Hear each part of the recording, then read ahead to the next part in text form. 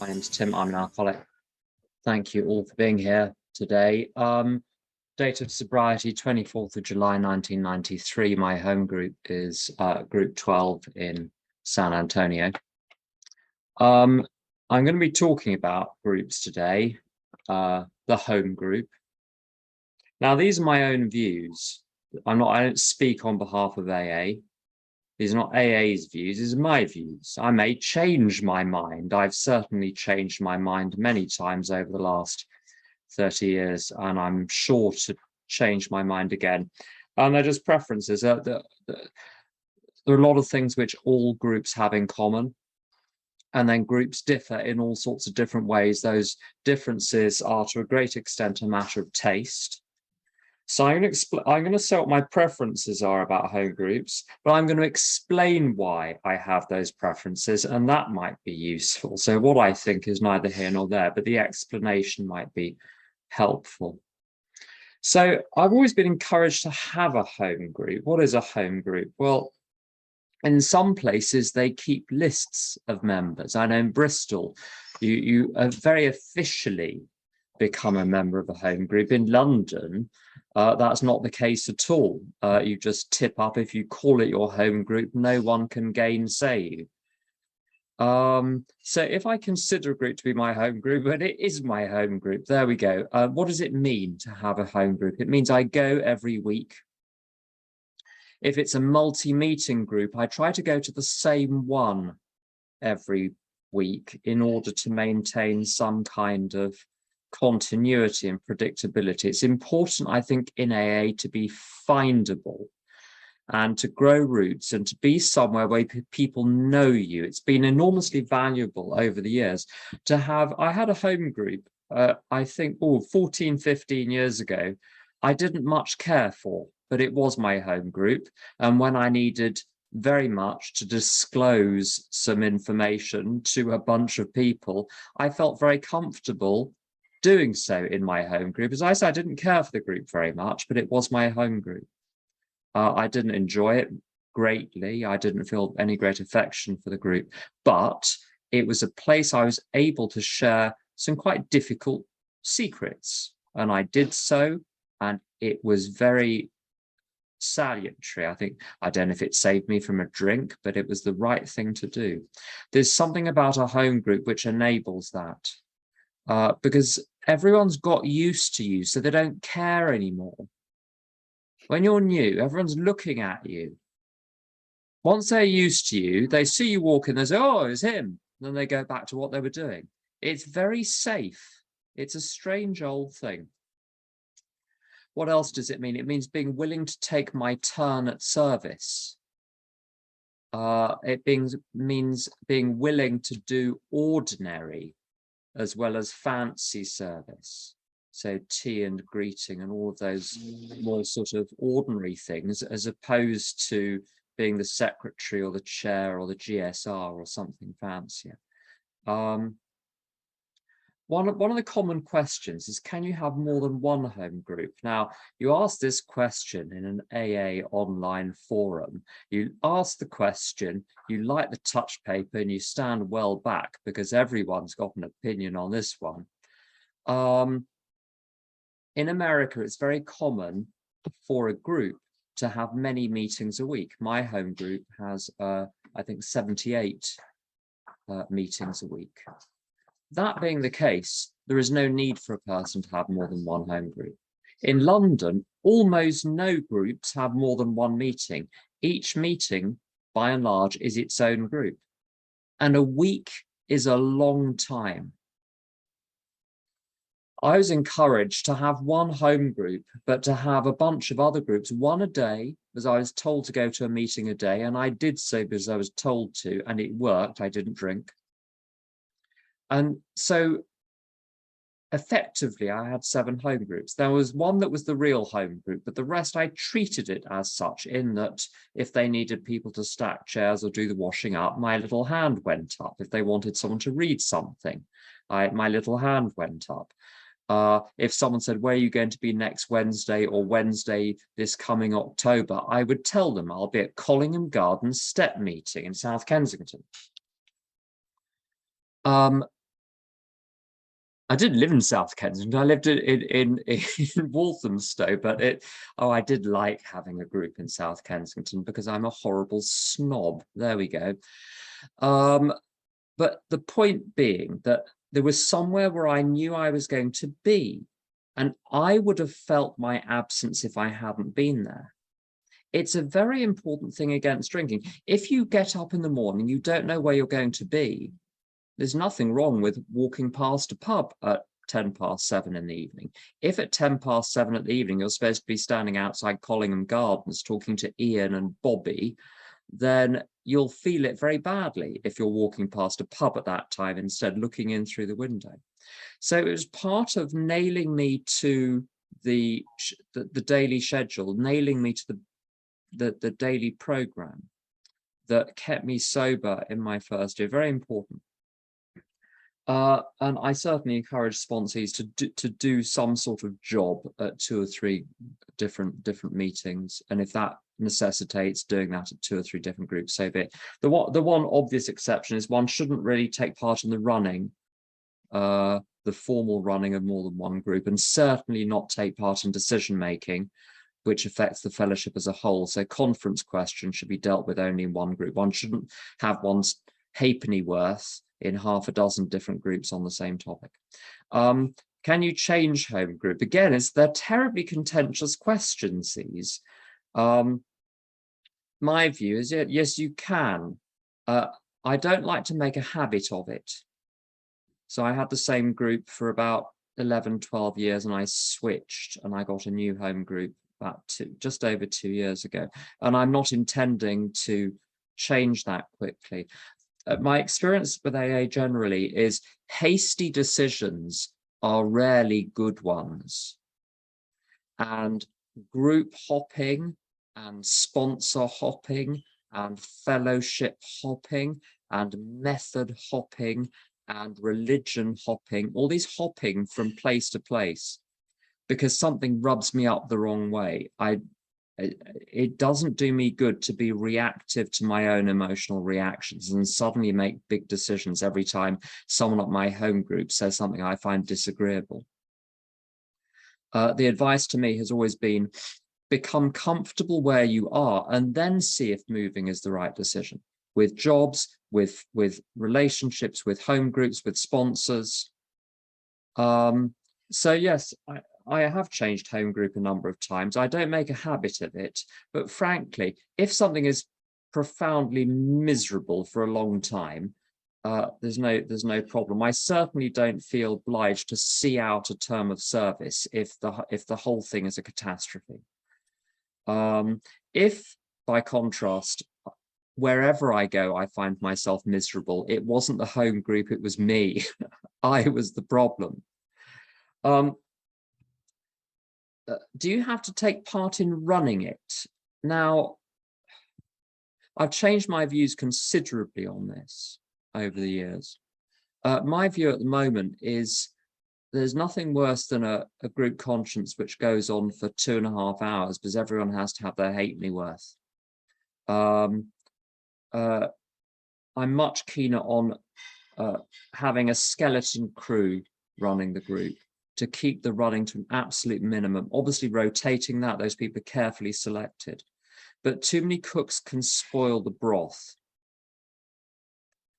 So one must make a distinction at this point. The running, it splits between the business meeting and the group conscience meeting. Now, in a lot of groups, in a lot of places, there is no distinction between the two. Someone says, we need new biscuits, let's have a group conscience meeting.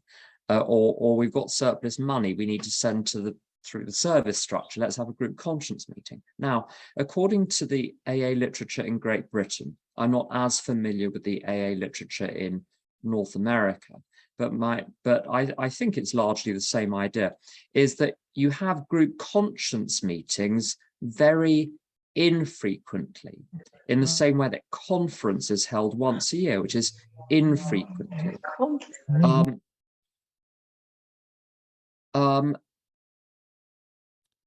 And group consciences and conference are for large matters of general policy and finance. So really big questions about the purpose, the ethos, the function, the fundamental functioning of the group.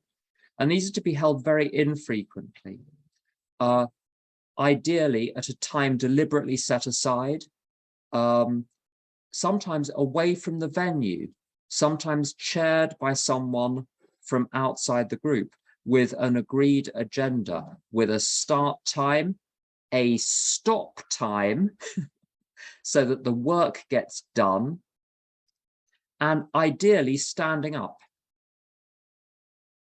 so that people don't sit around and just talk for hours for the sake of hearing their own voice. So for very important matters, and everything else in between is dealt with by business meetings, which are small and sleek, with people who are very carefully selected by the group, who are known, safe pairs of hands, who are not going to cause trouble, who are just going to quietly get on with the job pragmatically and with the minimum of fuss in between. And if a genuinely major decision arises, those arise once every 5 years generally, unless there's a venue change which is necessitated, then you have an ad hoc group conscience and ask the group.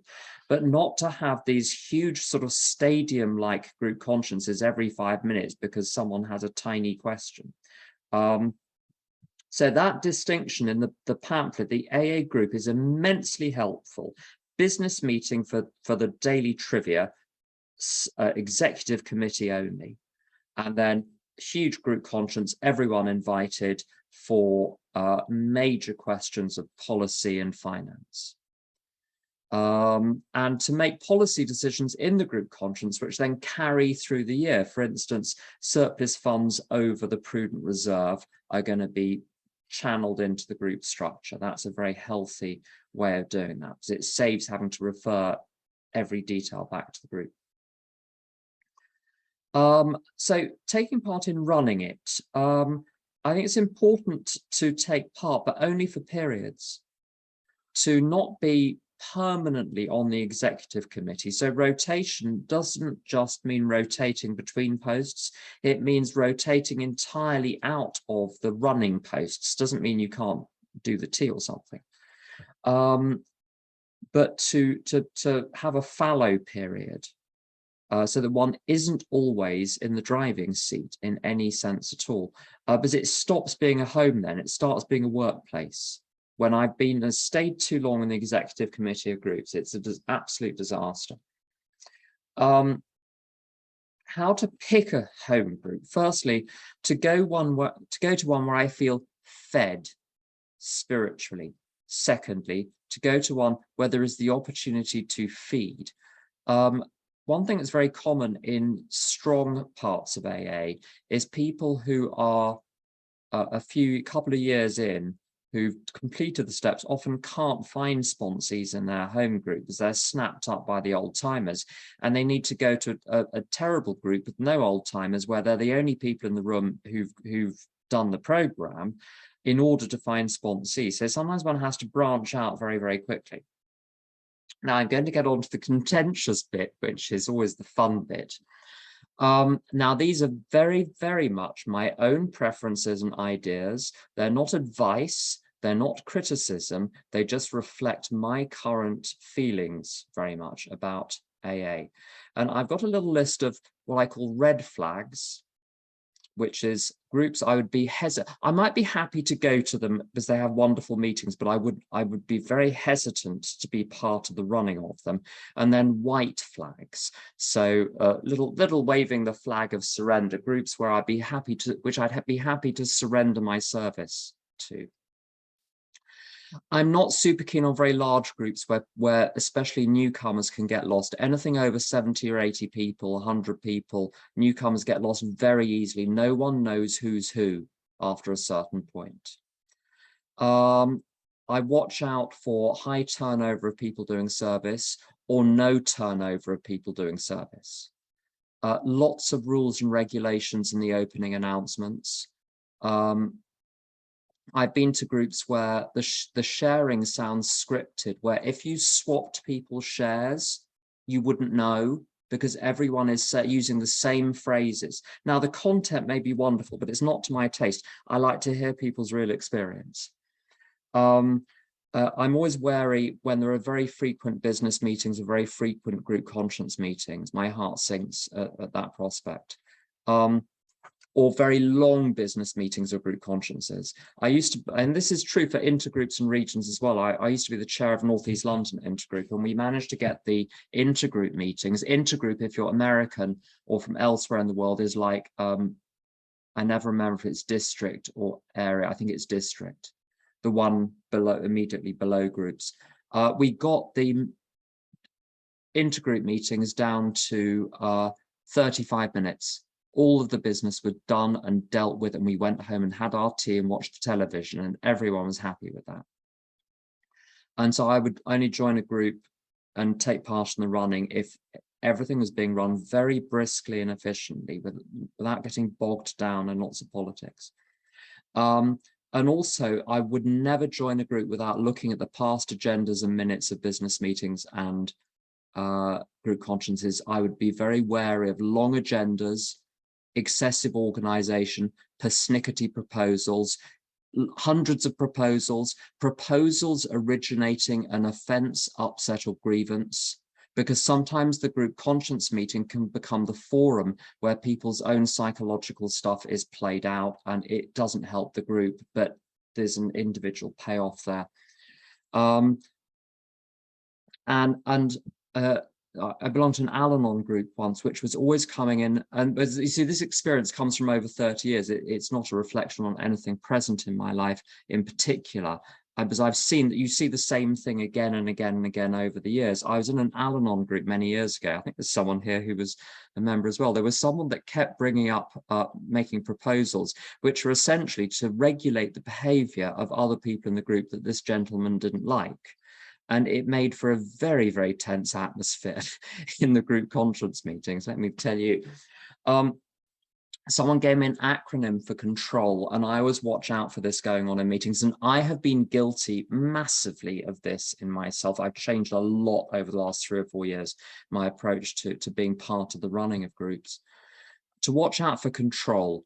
So when I'm tempted to criticize, to oversee, to nose into other people's business, to teach people how to do things within the group, to regulate how they do their service, to order people to do certain things. I've been ordered to do certain things by people in groups which I wasn't even a member of. And someone would come up to me, it happened quite recently, after a meeting, and ordered me not to do something. I think I said thank you, and then went and got a cup of tea, which is my standard response to a lot of things. And legislation, control, criticism, oversight, nosing, teaching, regulation, ordering, and legislation. My old sponsor, Brian, was brilliant. He said, and I mentioned this before, when you tame wild horses, you need a very strong paddock with a very strong fence in order for the horses to run wild within it, and then you have a hope of taming them. But they need to be able to run wild within the paddock. And he said, he taught me that that's how groups should be. Nice boundaries, starts on time, ends on time. There's clearly someone keeping an eye on things, makes people feel comfortable. The tea person is there on time. There are some big books and a meetings listing. You don't need much more than that to have a good group. And then let all hell break loose within it. My white flags, the things I love about groups, because I find they're helpful, they're conducive to creating an atmosphere where people can be themselves, they can bring their true selves, because they can, I think I can only heal where I can bring my true self. If I feel I have to perform or conform, I can't bring my true self. Part of me has to stay outside the door, and I have to go and collect myself on the way out. I can only heal if I can bring all of me into the group. So groups where people get there early and welcome strangers, where people know who is who and look out for people who they don't know. where people leave late, where they go for fellowship afterwards at a cafe, and where everyone is welcome for fellowship. I belonged to a group once where the smart people would go off to a fancy restaurant, and then all of the less attractive, less becoming newcomers would be left entirely in the lurch, and they'd rush off just to make sure that no one nabbed them. And I've done that myself, to my great shame. So you find some fancy, interesting people to run off for dinner with, thinking you're doing fellowship, and you're not. It's not fellowship in my book unless everyone is invited and everyone is genuinely given an opportunity. And what this means is you want to let people know where you're going. It needs to be somewhere really cheap, which means the food is going to be terrible. And you never complain about that, because you're not going for the food. You're going to give yourself an opportunity to share the program with other people, because the meeting is great, but as Don Pritt says, the real meeting is the meeting after the meeting. Anything which prevents people from coming, don't do it. Don't go to a restaurant where people feel awkward if they can't afford to pay for any food. There are places where the place may accept you without ordering food, where you just have a glass of water, a cup of coffee, but they won't like it and they'll make it felt. And people who are new usually have little to no money. So one's got to go somewhere where people feel completely free to come and just sit and have a glass of water. And of course, other people then buy them food and pile in and buy them coffees and so on. So cheap and cheerful, and it mustn't be chosen for the nutritional content of the meal or people's personal culinary tastes. It's all about creating a venue where you can sit with people in trouble. I used to belong to a group here in East London where we, for about 10 years, we went to the same restaurant. And people tried to divert onto other places. And the place we went to was terrible, but it was cheap, and they didn't mind if you just ordered a Diet Coke and a poppadom. And I'll tell you, there were times, the meeting finished at 7. There were times when we were sitting at the restaurant at 9 o'clock, 2 hours after the meeting left, and there was someone arrived, they'd crossed London to find the restaurant in the hope that we would still be there. And they found us, and we looked after them, and we had a great time. So it's important to have some continuity with that, because people will go to where the fellowship is known to be, having missed the meeting because they're too whatever to even get to the meeting on time, but they know where the fellowship is being held. So the worse the place is, and bad food, spacious and cheap, ideal.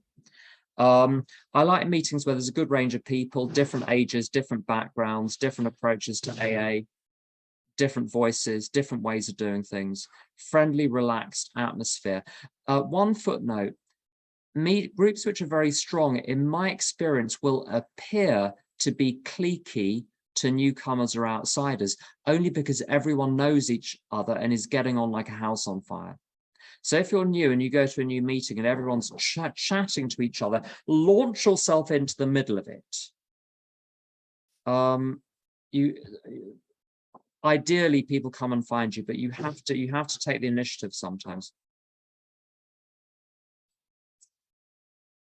What I find helpful, though, having said that about letting the wild horses run around and people be themselves, it does help if the group has a topic, a focus, a literature-based focus, so that at least some people talk about the program.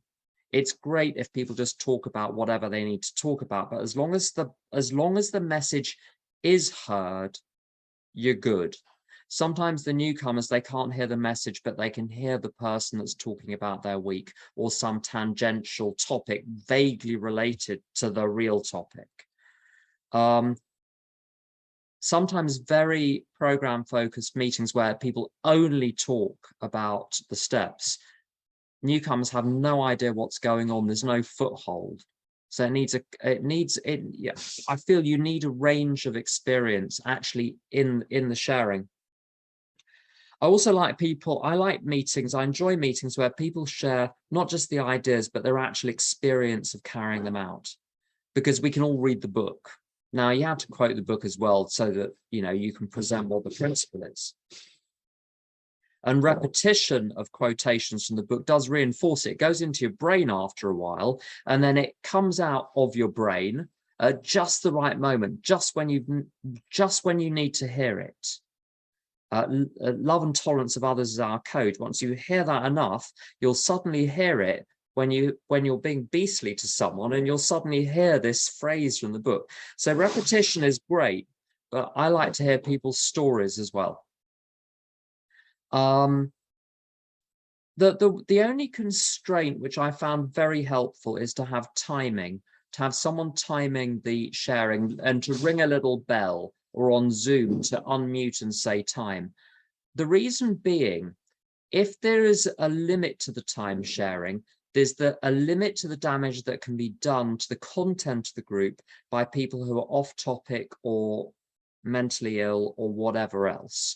You can stand anything for 3 minutes, and there's enough opportunity in an hour meeting for enough people to carry the message.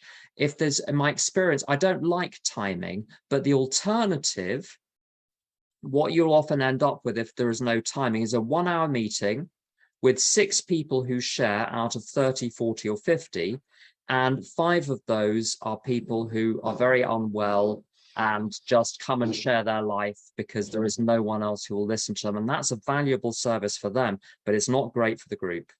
And then you have to come at the question of how do we fulfill our primary purpose in a much tougher way to try and curtail that and get other people to come in and share. And say, the easiest thing to do, just have the timer, and that whole problem takes care of itself.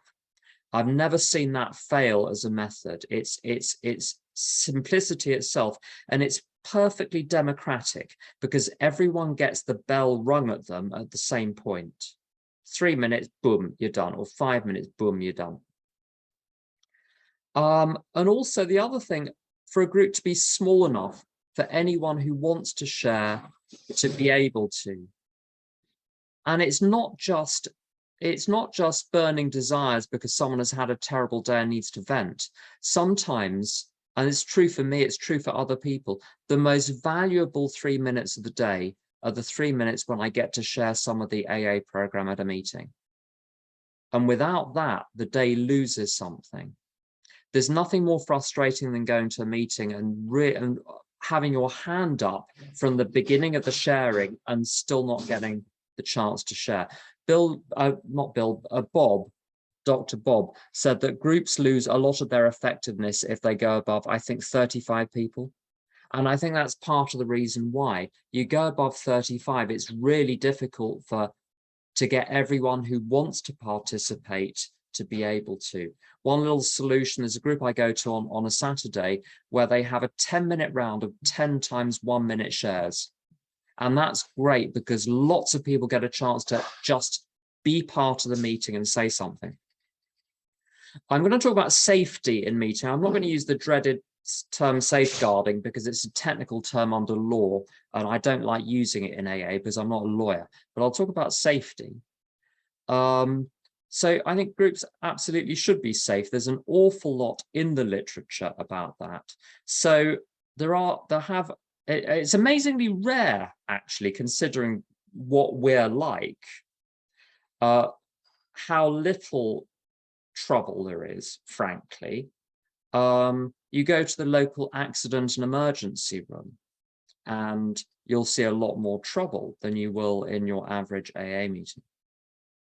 But one's got to be alert to stalkers, sexual predation, or people who inappropriately introduce sexual content to their sharing, to their personal interactions. I think those are the real verbal or physical aggression. But in my experience, that's very rare. It's vanishingly rare. Sexual predation is probably the most common example of that, and the inappropriate sexualization. But the stalkers seem to be rare. The real verbal or physical aggression seems to be rare. Sometimes an atmosphere can develop in a group where people construe all sorts of things like being challenged, being criticized, when people set boundaries with other people, construing any type of interaction that a person doesn't like as harassment. And of course it's not. This is part of the rough and tumble of human behavior. You act in a certain way, people will push back. When people are pushing back against my behavior, I'm not being harassed, I'm being boundaried. And there's a big difference between harassment and boundaries. And the danger is that this can escalate where and I've seen this happen a number of times over the years, where in the group there develops an atmosphere of suspicion and hostility and allegations and accusations and counter accusations. And there are these shady, malign forces going on beneath the surface, and no one wants to hold a kangaroo court, but they want the accusations to stand on the record. And once it goes down that path, it's very difficult to pull it back. Very often groups collapse following that, because there is a fundamental loss of trust. In groups with a lot of conflict of that variety, I think my observation, it's a speculation, I suppose, as well, is I think the reason it's so difficult to solve is because the conflict is the purpose. It's not an accidental byproduct, it is sought. I have sought conflict. I loved conflict because when I created a conflict, suddenly everything was your fault, not my fault.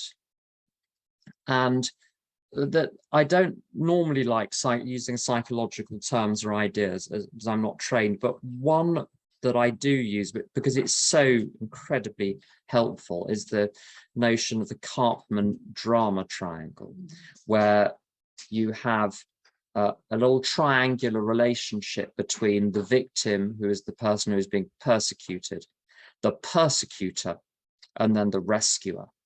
And this little Karpman drama triangle very frequently gets activated, in my experience, in AA groups, where someone feels very aggrieved, and then everyone, or not everyone, a lot of people don the mantle of the rescuer to come in, and then they start persecuting the person who is the purported persecutor. But it's all on hearsay. Just because someone said something was said doesn't mean it was said. You want to hear both sides, but even then you don't. They're almost impossible to adjudicate these situations unless you have a recording of what was said. People do not report. I don't report accurately. Other people don't report accurately. I've seen so many situations in AA where I've observed a ding-dong happen between two people, and you hear the two people reporting it afterwards, and you wouldn't recognize they were in the same interaction. So when groups try to resolve these, they're on a sticky wicket from the get-go, because what is being activated is this whole dynamic where I feel aggrieved, I'm the victim in the situation, I figure out who the perpetrator is, I inveigle rescuers to come onto my side. We then switch places. I start persecuting the person that I thought was the persecutor, and it all goes round in the most horrible circle, and it goes on and on and on. And I would do that for years in all sorts of relationships in my life until I got well. That's why the group didn't cause it, it can't control it, it can't cure it. So when I detect that's going on, I can detect that's going on because my whole body tenses up and I stop breathing, because I understand instinctively that this system has been activated.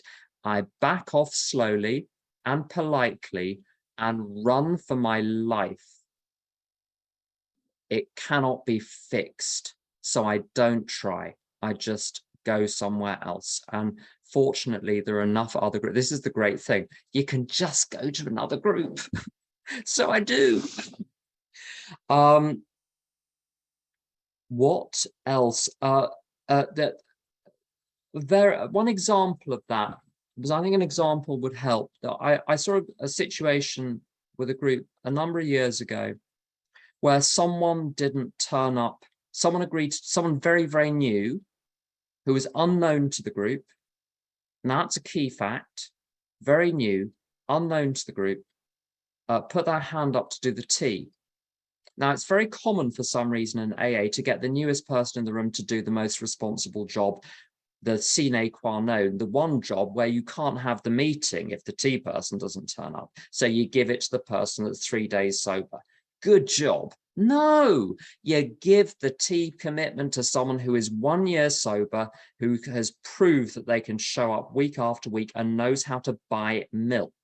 That sounds like an obvious thing to be able to do, but you would be surprised. Anyway, the job was given to this poor little newcomer who was very unwell, had problems other than alcohol. And they didn't turn up for 2 weeks out of 3. And the group very gently tried to say, you know, is this the right commitment for you? Are you, do you really want to do this? Maybe, you know, you could share it with someone else. And the person turned it into this: I'm being persecuted, I'm being harassed, I'm being bullied, and it went up to the it was just the biggest shit show you've ever seen. These situations need to be handled, if they can be handled at all, with absolute love and tolerance, but move swiftly on and look after the good of the group. The danger when these start is that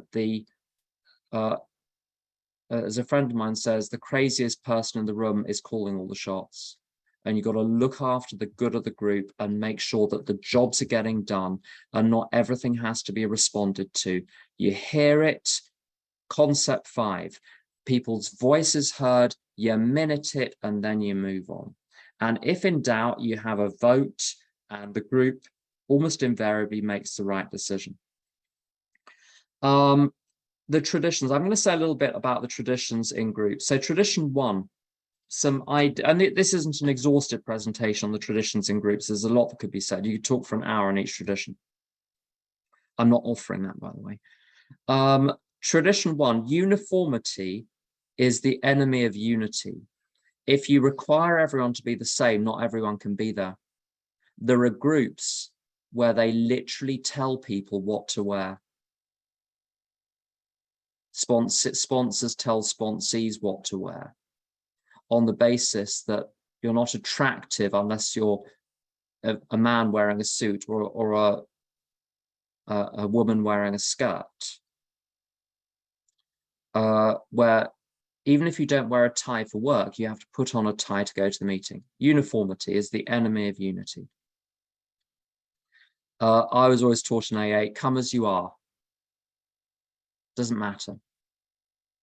The other thing I've been encouraged to do is to be very careful about signaling wealth or lack of it, education or lack of it, occupation, achievements, any biographical things which pin you down. They can be terribly divisive, in my experience in meetings. I love not knowing in the meeting. I mean, your friends in AA, you know what they do, you know where, you know about them. But to go to a meeting and to hear someone share and to have no idea where they live, what they do, what they've achieved, whether their life is great on the outside or terrible on the outside, because you want to know how they're feeling, what's their experience of their life. There are some places where this is more egregiously breached than others. London is not bad about that. People, I think, are quite good about being discreet about their external lives. And also what I was told is dress down, not up. You're not going to a party. You're not there to attract attention to yourself. Just come as you are. It's not an event. It's something else. It's a spiritual entity. They say with yoga, wear something comfortable. And I think that's not bad. Also, it means if you need to run for it, you can. That's the other thing about wearing something. And that has happened. I've been punched in AA meetings. I know you'll find that very difficult to believe, but yes, I have. I had it coming, actually. But anyway, that's another question. Tradition 2. If you have to solve a problem, solve it in the business meeting or the group conscience. No back channels, no backroom deals, no solving things by circular email, no solving things on WhatsApp groups are the absolute enemy of the group conscience, because there is no God in WhatsApp as far as I can see. You have people looking at each other in the room and they won't dare say things they would say on the WhatsApp. So to just read, you can do administrative stuff, but anything substantive, have a proper business meeting with group conscience. Tradition 3, no explicit or implicit rules, no jargon. Sometimes groups have their own little jargon and it's very hard for outsiders to come in. I'm going to be a bit naughty. In part of America, there are groups called the Big Book Step Study, and they're wonderful. I've been to some, they're absolutely wonderful. The content is wonderful, but at some are very kind and generous and allow everyone in. But some, if there is a suspicion that you haven't been sponsored by someone from a Big Book Step Study, they'll test whether you're familiar with Big Book Step Study jargon, and if you can't define the jargon or show that you understand the jargon, they'll ask you if you've been sponsored by a Big Book Step Study sponsor. If you haven't, you're not allowed to share.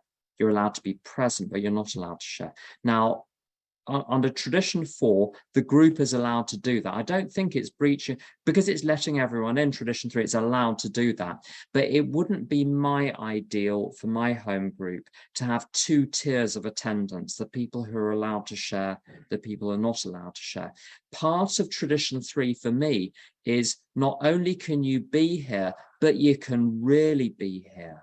You don't have to have done step 5. And when I got sober, there were groups where if you haven't done step 5, you couldn't share. And they would interrupt you and say, have you done step 5? And if you said no, they'd say, well, we'd ask you just to listen for now. And again, groups are allowed to do that under tradition 4. Wouldn't be for me. I want to hear the people who are 2 days sober. Tom Weston tells a great story about a meeting in the People's Republic of Berkeley, where they had some incredibly abstruse topic. It was something like recovery as a fundamentally revolutionary act. And that was it. And everyone shared about recovery being a fundamentally revolutionary act. And then there was a newcomer, and the newcomer apparently, when he came to his chance to share, said, I'm sober 2 days. I'm hoping to stop shaking sometime soon.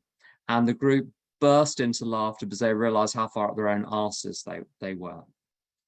So I want to hear everyone. I don't really care, as long as it's not disrespectful to anyone in the room. So if people are obviously one mustn't have a go at someone else in the room, openly criticize someone else in the room or attack it. But as long as it's kept to one's own experience, strength and hope, anything goes, because God is not limited by human limitations, seems able to speak through anyone. And God can speak through my listening. It is how I hear what is said that is the activator of the carrying of God's message. And that can work through anything. So I don't think it needs that. The sharing does not need that kind of control, I don't think, and it allows everyone to feel part of.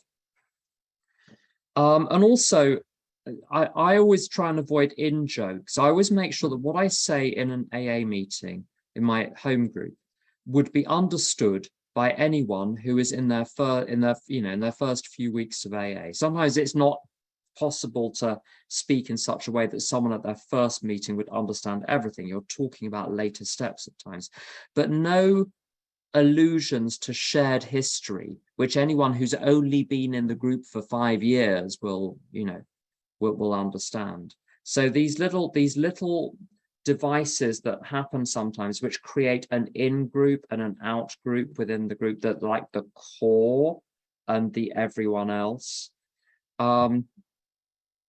There's a story in Al-Anon about a group that declared itself to have charter members, who are the ones that started it, and they declare themselves to be in a different class than other members, and they were given very short shrift by the Al-Anon head office when someone went to write to them about this.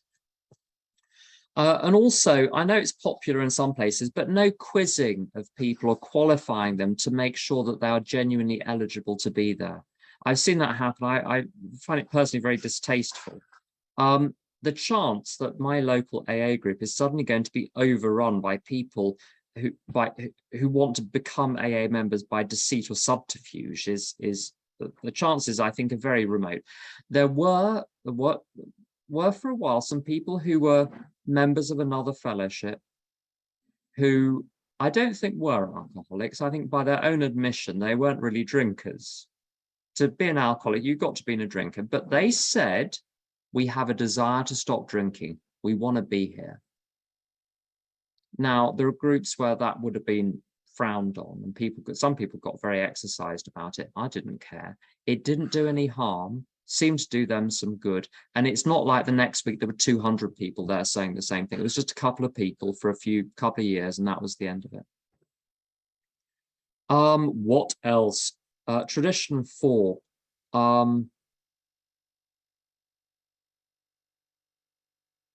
I was once in an Al-Anon meeting where someone said, if this group does not sort itself out, it will be a viable target for hostile takeover by the so-and-so group. You want to watch yourself. Now, I don't think this person had read the Al-Anon service manual or the traditions, but in London, groups leave other groups alone. There are places in the UK where if you start a meeting and other people don't like the fact you've started a meeting at a particular location at a particular time, they'll tell you and they'll try and get it shut down. And there are a couple of places, I'm not going to say out of discretion, I'm going to say where it is. In London, no one really cares. You leave them to it and the market decides whether two meetings near each other at the same time are viable or not. Very often in Islington on a Saturday morning is crawling with AA meetings. You can't go up a street without falling over people queuing up to get into, all at the same time around Islington. And it's fine, it works perfectly well. So leave everyone else to it and that they'll leave you to it. And it's okay to be different. It's okay to do things different. As I say, everything above, everything I've said is not how things should be. It's how I happen to like it, and I've explained why. And if that's useful, great. And if it's not, don't worry about it. I'm sure I've upset half the room, but there we go. Tradition 5. So to stick to the AA program, I do go to meetings which are not strictly, they're not listed fellowship meetings where we do talk about particular spiritual techniques or approaches, but in my AA groups, I don't. In my Al-Anon groups, I don't. I save that for fellowship afterwards. There, and this isn't a fellowship meeting, it's not listed, as far as I'm aware, as a regular recurring, it's not an AA group, it's something else, it's a workshop. So we can talk about other things, we can talk more freely, but in an listed AA meeting, I have to make sure that what I'm saying is kosher AA, ditto Al-Anon, that it's kosher Al-Anon. So I use the big book, but I never ever say so, at least I hope I never say so in an Al-Anon meeting itself. I might allude to things from within there and people understand it, but you're sort of representing the fellowship as a whole to some extent. The newcomer doesn't know that you're not representing AA. They're going to assume you're representing AA. So they'll learn pretty quickly. But I stick to, there is enough to talk about within the AA program without pulling in other things. There's plenty forever. And so also in AA meetings, I try and keep religion out of it, psychotherapy out of it, medication out of it, medical problems generally out of it, because there's enough else to talk about. Tradition 7, this is a contentious point. Strictly, the pot should not be passed, in my view, at AA meetings where everyone, including visitors and people who are not group members, are putting money in. Most AA groups in London, everyone is encouraged to put the money in, whether or not they're group members. The tradition talks about the group being supported by the voluntary contributions of its own members. So I wouldn't enforce that with anyone, but I only give to my home group at the moment. I don't put money in the pot. I've stopped putting money in the pot of other meetings. But I make sure that what I'm putting in covers the costs of the group plus a contribution to the fellowship as a whole. So it's important for a group when it's pricing up how much it costs. So it's helpful in the announcement, the Treasury announcement, to say this group costs X, and for X to include a contribution to the local AA and to the national AA, so that the group is pulling its weight. Tradition 8. It's very difficult to talk about lots of these traditions without talking about things which have gone wrong. So I don't mean to be critical as a matter of point, but one has to sometimes use the negative examples to illustrate the point. So please forgive me for that. Tradition 8, so non-professionalism. If when someone's got an outside relevant skill, it's probably best not mentioned. I was in a meeting many years ago where a gentleman who was speaking, he gave a half-hour talk. He said as part of it that AA won't do anything for your low self-worth. To get rid of your low self-worth, you definitely need therapy. And another part of his talk, he mentioned that he was a therapist who specialized in helping people with low self-worth. So it didn't take Einstein to put 2 and 2 together.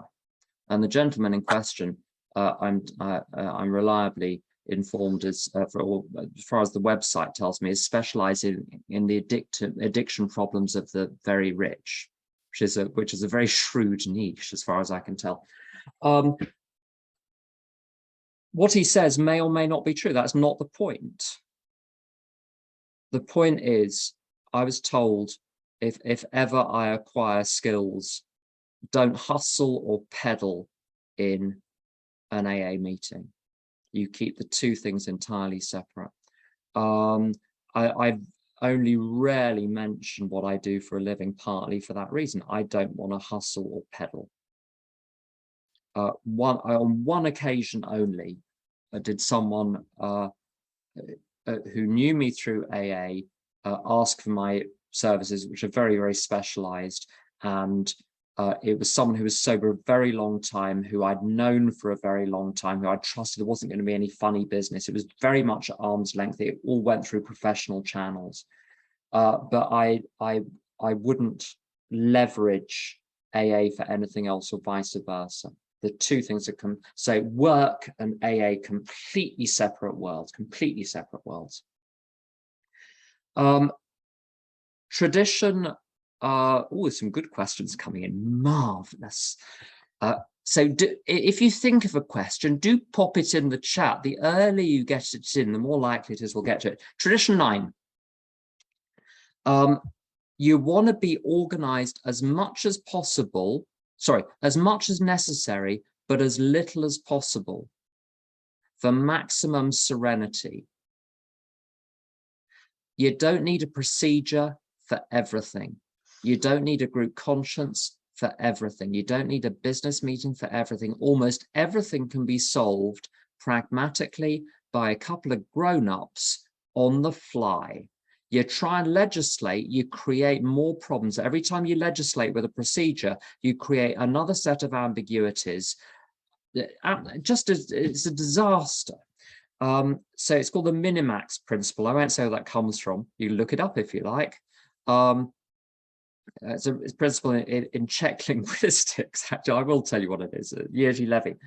You want maximum output for minimum effort. Minimax. Maximum output for minimum effort, which means you organize only as much as necessary and absolutely as little as possible. So the script as spare and bare as possible, as few service assignments as possible, as few business meetings and group consciences as you can get away with, the slimmest imaginable agenda to hold back.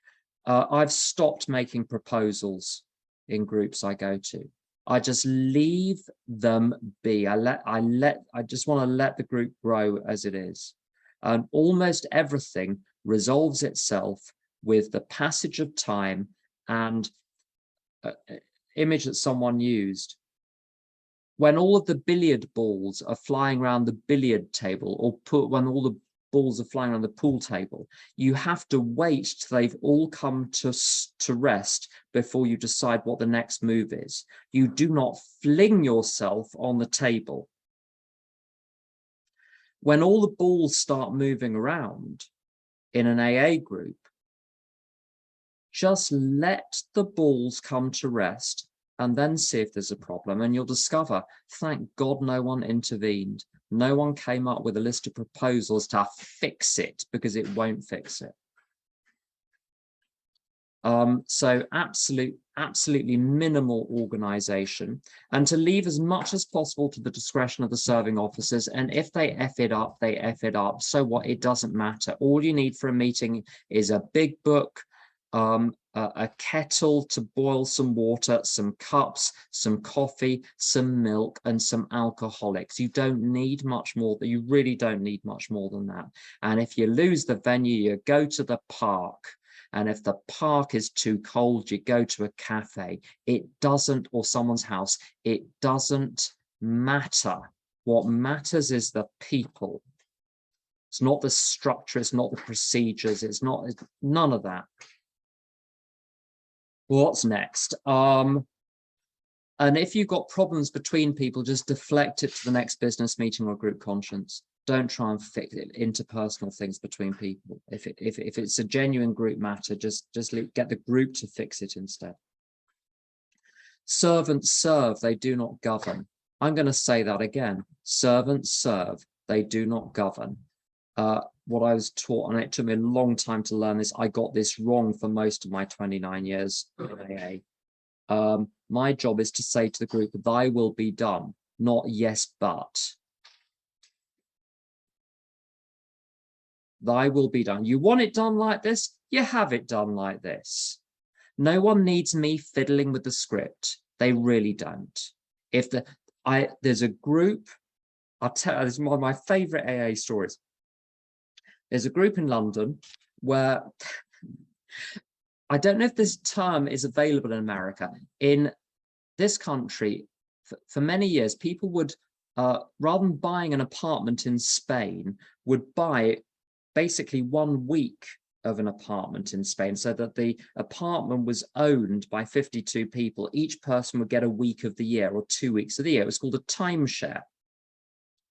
And this particular group, they started to time the sharing in the meeting. So they timed it at 2 minutes. You had to stop at 2 minutes. And then the script, about 15 years ago, someone made a typo.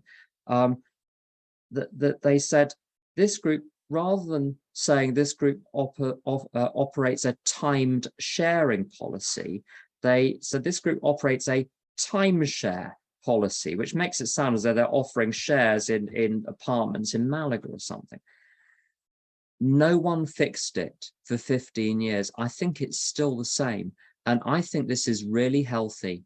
I think these people do not need to go to an Al-Anon meeting. They can see that something is wrong and just leave it alone, because it doesn't matter.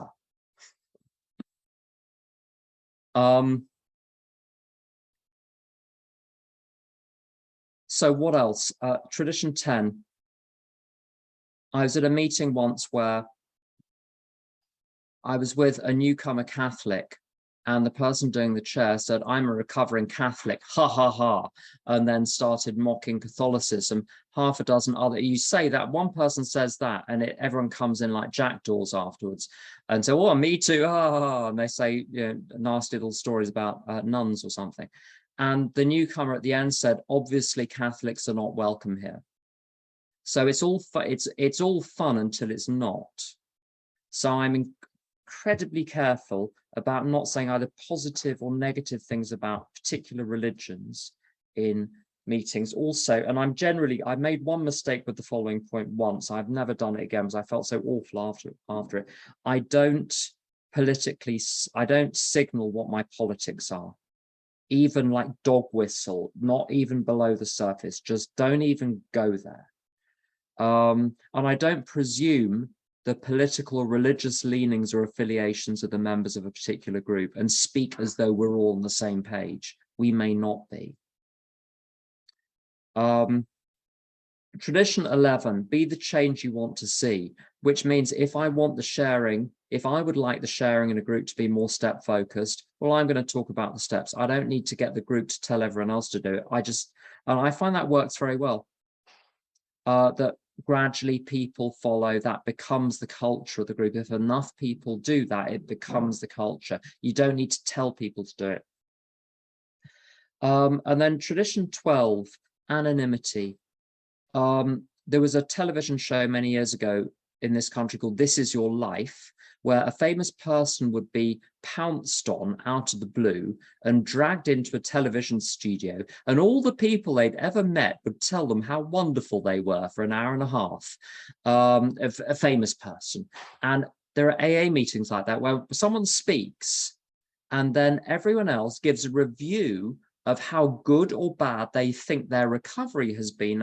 And I saw you when you came in and you were such a mess and you were neurotic and you were violent, but now you have blossomed and you have bloomed. And if you're new, you feel like you've walked into a little dinner party or something, or I don't know what. It's unlike anything else except that show, This Is Your Life. That is what it is like. So if a sponsee of mine is doing a chair, or a sponsor of mine is doing a chair, I do not let the rest of the room know that I have a personal relationship with that person. I speak to them exactly as I would a complete stranger. I might say, great to hear you as usual, or something like that. So that's the most. But no special little in-jokes, and everyone on the level, because it excludes people. There's a New York Times restaurant critic, or there's a restaurateur who was commissioned by the New York Times to write 100 tips for restaurant staffers, and it was so successful, this list of 100 tips for restaurant staffers. They've kept it on the New York Times website, and it is brilliant and transferable to hundreds of other situations in life. One of them, he says, when you're a restaurant server, never flatter anyone at the table because you're simultaneously insulting the rest. So if you flatter the person that's done the chair, so I love to hear you. My ears pricked up when I heard that it was you that was speaking, because you speak honestly. Can you hear what's going on there? There's an implication about how this person responds to everyone else. Flattery has a flip side. So it's all very, very neutral. We talk about the content, not the person. Principles, not personalities. There's a lot more that can be said, but let's get on to some questions. Oh my God, there are a lot in there. What about bringing topics that are not related to the group? Speaking about food obsessions in an MA meeting where the topic is obsessions. Well, very often the answer is baked into the question. If the topic is obsessions, you can illustrate it with an obsession. There you go. Because it's the topic.